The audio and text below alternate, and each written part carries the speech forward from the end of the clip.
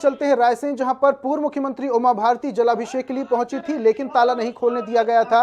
लेकिन अब वो अंदर जा रही हैं। ये सीधी तस्वीरें हम रायसेन से आपको बता रहे हैं।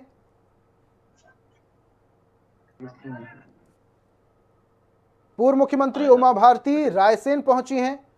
ट्वीट कर उन्होंने ये ऐलान किया था कि आज वो रायसेन जाएंगी और रायसेन के सोमेश्वर धाम में भगवान शिव का जलाभिषेक गंगोत्री के जल से करेंगी। उसके बाद वो मंदिर पहुंची और मंदिर में ताला नहीं खोलने दिया गया। ये भी जानकारी निकल के आ रही है कि ये मंदिर पुरातत्व विभाग के अंदर आता है, जिस कारण से इस मंदिर का ताला नहीं खोला गया। तस्वीरों में हमने आपको दिखाया था कि दो ताले गेट पर लगे हुए थे, लेकिन ये ताले नहीं खोलने दिए गए। पंडितों से भी इस बारे में बातचीत की गई और उनका भी ये कहना था कि ये ताले पुरातत्व विभाग के अंतर्गत आते हैं, इस वजह से ये नहीं खोले गए। उसके बाद पूर्व मुख्यमंत्री उमा भारती ने ये तक कह दिया कि उन्होंने कभी भी मुख्यमंत्री शिवराज सिंह चौहान हो चाहे कोई भी बड़ा आला अधिकारी हो, उससे विनती नहीं की है। विनती उन्होंने सिर्फ और सिर्फ भगवान के आगे की है।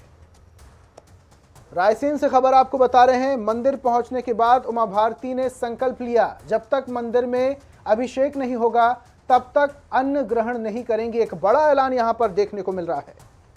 पूर्व मुख्यमंत्री उमा भारती लगातार सुर्खियों में बनी रहती हैं। इससे पहले वो शराबबंदी को लेकर सुर्खियों में बनी थी, उसके बाद शराब की दुकान में पत्थर मारने को लेकर और अनशन और प्रदर्शन को लेकर वो सुर्खियों में बनी रही।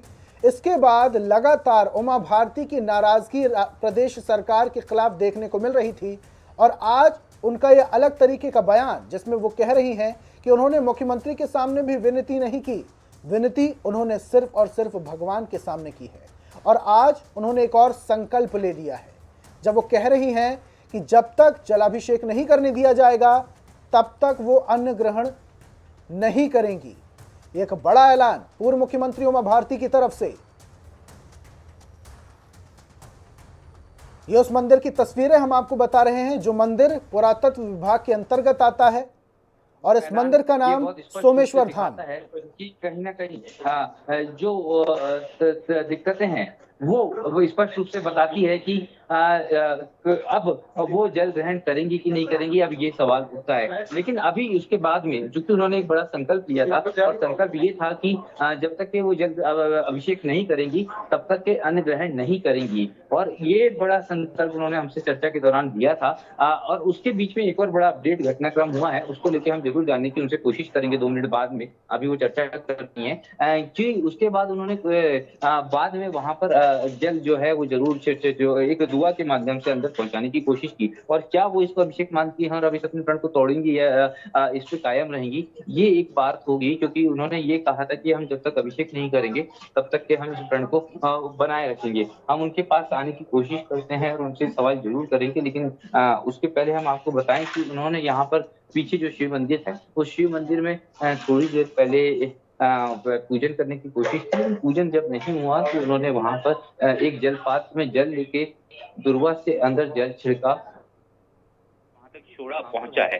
और उनका कहना ये था कि अब ये शिव जी के पास तक ये जल पहुंच गया है। लेकिन अब उमा जी जो है वो आगे बढ़ रही है। उनसे बस एक छोटा सा सवाल हम यहाँ पर करेंगे। सवाल सिर्फ इतना है कि क्या वो अब इस बात को अभिषेक मानती हैं जो हो चुका है, या अभी भी वो कोशिश करेंगी कि अभी ताला नहीं खुलेगा तब तक के अभिषेक कर रहेंगी। ये सवाल हम उनसे जरूर करने की कोशिश करेंगे। लेकिन फिलहाल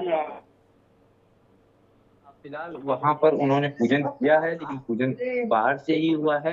अब सवाल उनके प्रण का है, किस प्रण को वो किस तरीके से देखती है। लेकिन फिलहाल की स्थिति में अगर हम बताएं आपको तो यहाँ पर अब लगातार जो मंदिर है, मंदिर के पास से वो बाहर आ चुकी हैं। एक राहत के साथ जो है वो जिला प्रशासन की ने ली है। लेकिन हमने कहा कि जैसे बहुत बड़ा प्रण अपने आप में उन्होंने लिया है, क्योंकि ये भारत के पुरातत्व विभाग का है।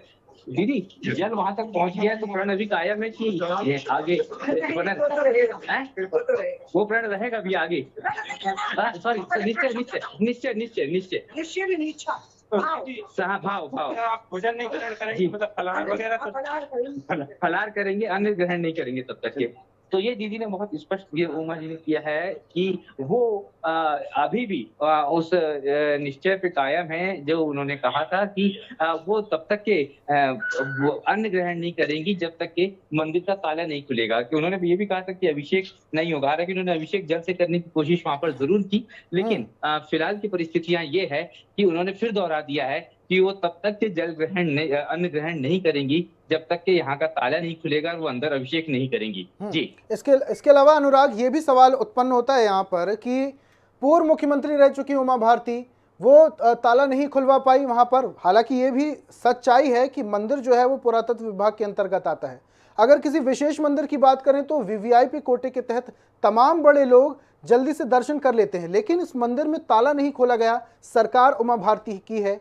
तो क्या ये समझा जाए कि कहीं ना कहीं राज्य सरकार से नाराज चल रही उमा भारती और ये नाराजगी अब खुलकर सामने भी आने लगी है?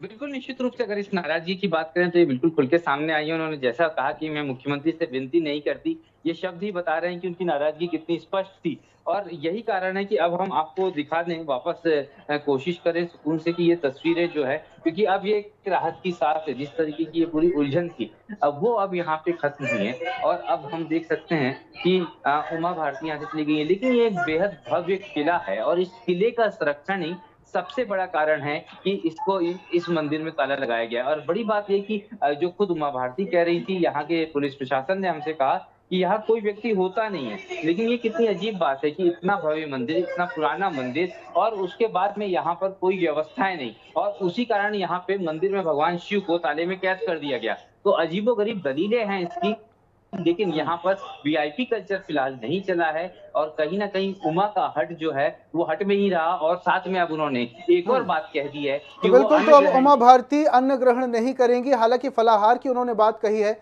अनुराग, तमाम जानकारियों के लिए बहुत बहुत शुक्रिया। ये तस्वीरें सीधे हम रायसेन से